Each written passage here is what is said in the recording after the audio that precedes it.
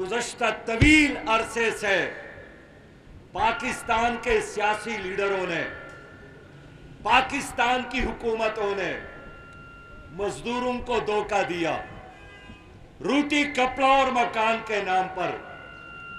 سب سے پہلے پاکستان کے نام پر، تبدیلی کے نام پر پارٹیاں جاتی ہیں اور آتی ہیں، حکومتیں بدلتی ہیں، لیکن غریب کی زندگی میں، مزدور کی زندگی میں، کاشتکار کی زندگی میں کوئی تبدیلی نہیں آتی۔ 75 سالوں سے اس ملک کے غریب عوام کا استحصال جاری ہے، محنت یہ کرتا ہے اور پل کوئی اور کھاتا ہے۔ یہ وہی لوگ ہیں جن کے کتوں کے لیے باہر سے فرانس سے خوراک درآمد ہوتا ہے، ان کے بلیوں کے لیے باہر سے خوراک درآمد ہوتا ہے، ان کے بلیوں اور کتوں کے شیمپو بھی باہر سے آتے ہیں۔ تو جس نظام میں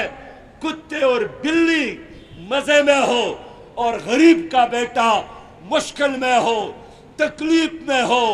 مصیبت میں ہو، آپ بتائیں اس نظام کو تبدیل کرنے کی ضرورت ہے کہ نہیں ہے؟ لوگوں، ہم آپ میں سے ہیں۔ میرے دوستو، ان پارٹیوں کو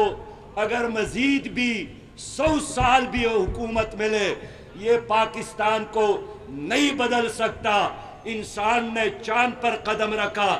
انسان مریخ کی طرف جا رہا ہے، لیکن ہمارے ملک کے لوگ ان بدماشوں کی وجہ سے، ان نالائق حکمرانوں کی وجہ سے زرعی پاکستان، ایٹمی پاکستان، آٹے کے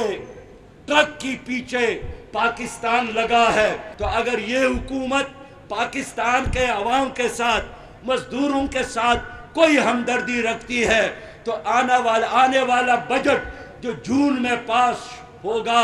وہ مزدوروں کے نام کر لے، وہ مزدوروں کی بقا، مزدوروں کی عزت، مزدوروں کے حفاظت کے لیے وہ بجٹ مختص کر لے۔ پوری قوم